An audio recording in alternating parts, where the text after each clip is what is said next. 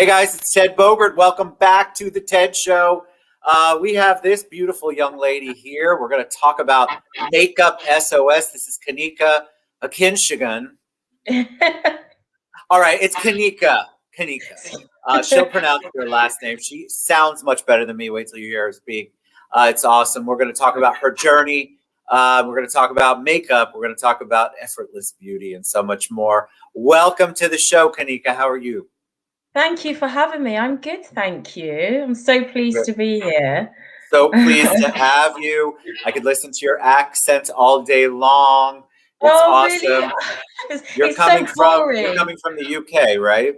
Absolutely, yeah. So I live in a smallish city called Bristol. So it's like, it's like just a bit outside of London. So probably about an Beautiful. hour. It's a little later there, so thank you for spending time with us a little later in the evening. So what is it, 7 o'clock, you said? Yeah, 7 p.m. All right, so they love the journey. We talked about this before we went live. People always want to know more about how you got to where you're at before they'll listen to what you have to say about where you're at. So tell us a little bit about you. Yeah, so I have a full-time job aside to this as well. So I'm the head of recruitment and customer service. And I've always, I guess more my passion has always been kind of like art and design. I've got a degree in graphic design and I love designing stuff. I've always loved makeup. I'm an avid fan more so of eyeshadow. I had to wear glasses today because cannot find any of my contact lenses, so which is a bit of a bummer because I put on so much eyeshadow. Oh, look how pretty. Yes, this is all my eyeshadow that I've made from scratch for myself. So I've always loved, cruelty-free brands, but after researching and having, putting this together, I kind of, found out cruelty-free doesn't always mean that. So yeah, I guess my journey started there. Well, a lot of brands, I mean, you'll be surprised, a lot of makeup brands are very much intertwined with each other, which means that they can actually, they've got a clause where they say they're cruelty free and then it's made in China. And the law in China is that you can still, test on animals. You can still have non-vegan products, so kind of byproducts of animals. And a lot of people don't want that. They want honest brands, and yes, it's hard to find. So I thought I'll make my own. Well, yeah, but what's that like? It's one thing to love makeup, to love getting dressed up, to love the whole thought process behind beauty and the makeup industry. It's another thing to take the leap and actually open your own. Did you know anything about chemistry and biology or whatever it is that you need to mix all these things before, or did you have to learn everything? I've done a lot of research because I actually started off just by reselling stuff. So I started to resell like eyeshadows and of bigger brands, so like NYX and stuff like that. So I researched their products, and then that's how I got to realize that not everything is what it seems. So the more research that I did, I write a weekly blog that helped me to produce some more kind of research. I just wanted to kind of find out what it really meant to be cruelty-free and vegan in the first place. So I read as many blogs as I possibly could, looked at as many videos, understood different types of, what the kind of the products are on makeup packaging. And some of them are like 10 words long, and you're just like, what is this? And the more you develop and have a look, I just kind of realized, well, actually, that's a chemical that a lot of companies don't necessarily need to use. So I just kept it simple, kept looking around, and here I am. So what's the process? I'm fascinated. First of all, I'm big on the cruelty-free part. I think that's so important. And so kudos to you for that.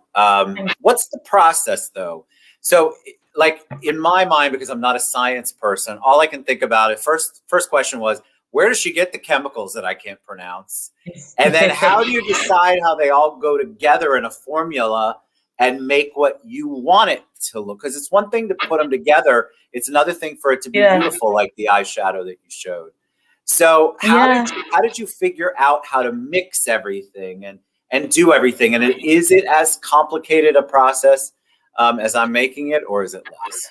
Yes, I mean the main bulk of my products are mica. They're called mica powders, and they're basically it's part of a titanium dioxide, which is a natural occurring powder in rocks in a rock formation.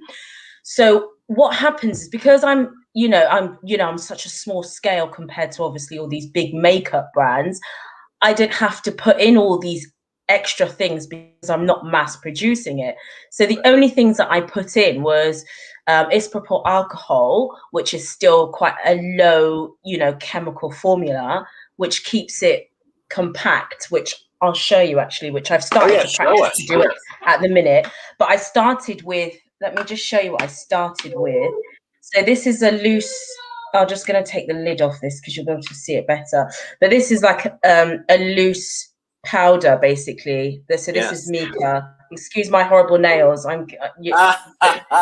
Lockdown doesn't treat me good. It's not been treating me well, I'll tell you. But yeah, this is basically this is mica. So what I've added to that is just a few drops of coconut oil, just so that it goes on smooth. And that's basically what I've mixed and started. I've kept it just as pure, as simple as that. And then when you get to a palette, this is what I just produced this yesterday, actually. So when you get to a palette, it becomes, a little bit more complicated because I'm using isopropyl, and I put in a couple of extra, essential oil drops, just so that it kind of keeps that silky kind of texture. And I'll just show you a little bit on there. So that's still kind of, wrong way. Put my arm the wrong way. So I don't know if you backwards. Yes, no. Yeah, I don't know if you can see. So yeah, so these are basically, so I've kept it completely, absolutely simple. Just the actual powder itself is the main source for the eyeshadows. And because I'm not mass producing it, I can keep it quite simple, which is what I've looked to do. And micas aren't tested on animals. Like I say, they're from a rock formation. So it's as natural as we can get, really. So all right, so you understand the science. We get to the science part. Now, how do you decide how to market? How do you get women, I'm assuming it's mostly women to trust you, and when you say, like, how do you build the brand, the business? We had a lot of questions before we went live when I posted this yesterday. A lot of people messaged me like, I got to know how she took her brand from that point to actually being able to talk about it. There's a website, there are products people can buy. You make it sound like it's easy. It's a process, correct? Absolutely. And it's not been an easy one.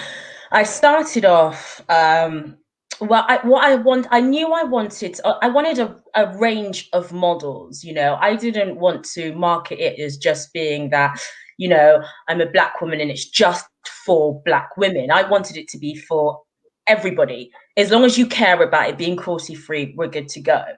I started off by messaging influencers, and I'll DM them and say, look, I've started this brand.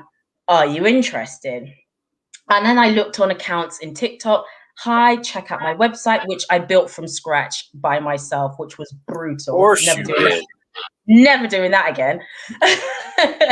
So I just DM'd them, and over time, what started to happen was I was sending stuff out, and I was sending a lot of stuff out, and people weren't either getting back to me, they weren't posting, they were just keeping stuff and just saying, thanks for the stuff, see you later. So as time's gone on, I've kind of became brave enough to put the makeup on myself and model it myself, for one. And two, I've reached out to agencies instead. So there's an agency that I work with called Gold Diggers. And there's a couple of new ones that I'm working with. BSQ, who you probably know, BSQ Management, we got in touch, and so I'm using some of their artists. Nice. So it's kind of just trickled on from there, really. I found the agency routes a lot better because they help to manage that side of things, in terms of the relationship and making sure people actually post.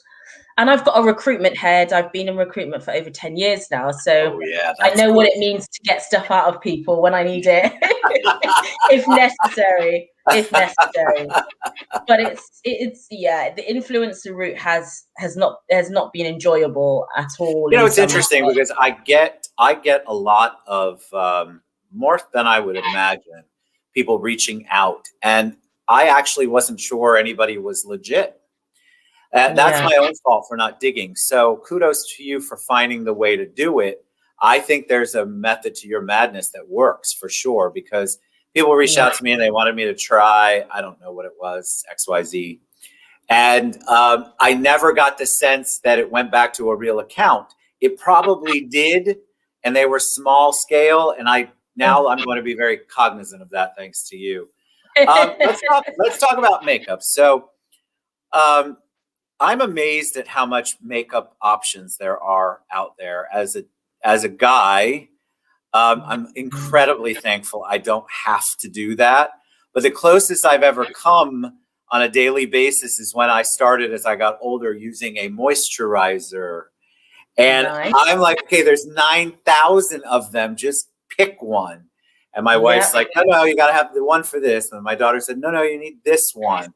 So there's so many choices out there. How do you separate yourself from the rest as you're building your business and your brand?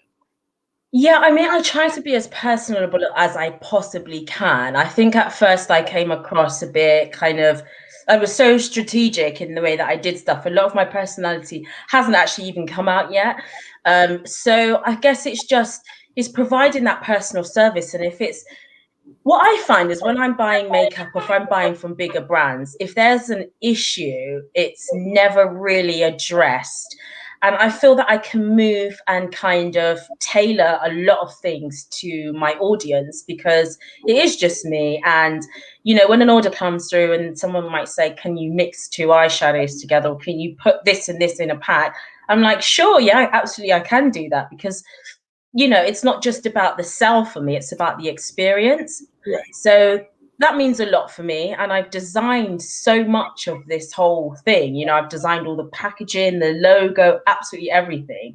So it does mean a lot to me. And I think I want to come across as being personable, but professional. I don't want it to be slapdash. It has to look good, So why the SOS in the name?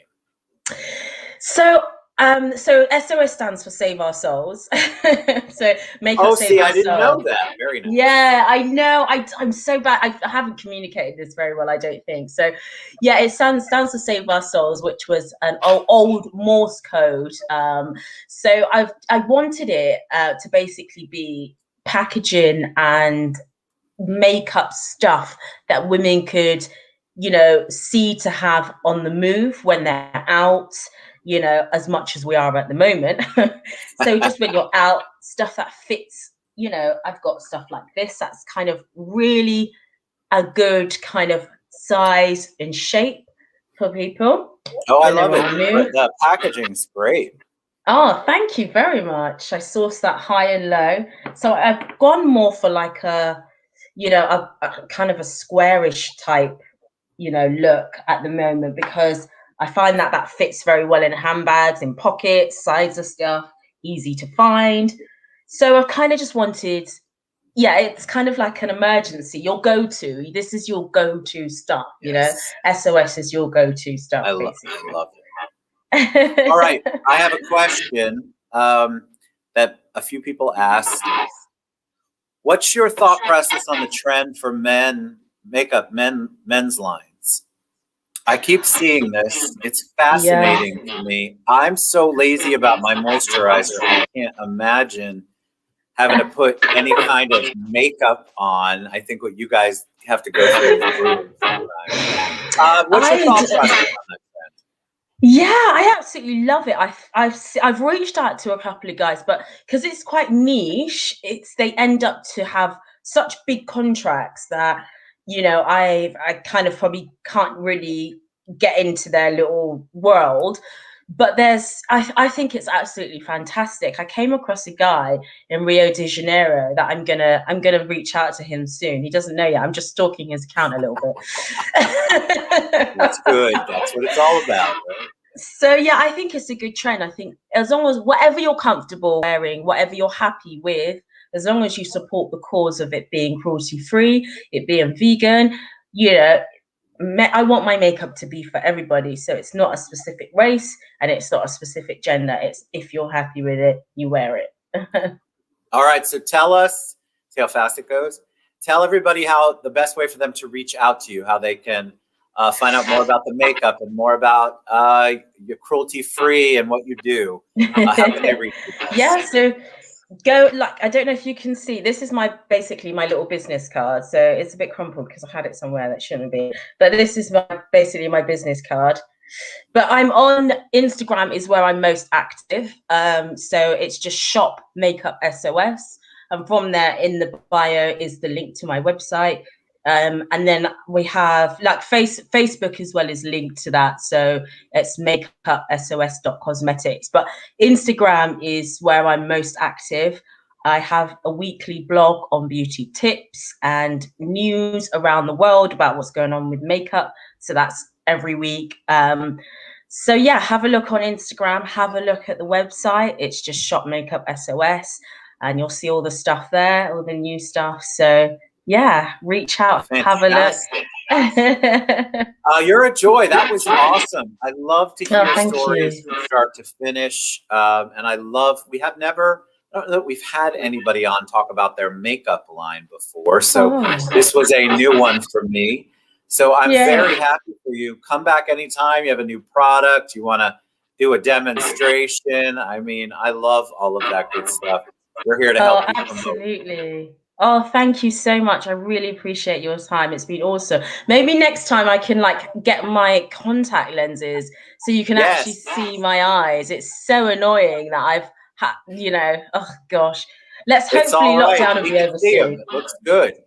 I love it. Thank you. All right.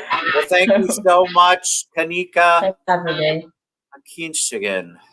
You got it. You said it. Okay. All right. There we go. She's amazing. ShopMakeupSOS.com. Reach out to her. Let's support local, or let's support our artists. Cruelty-free, vegan. I love the thought process behind it. Let's get behind our entrepreneurs. Thank you, Kanika, for staying up a little later and being on the TED Show. We appreciate you. Thank you.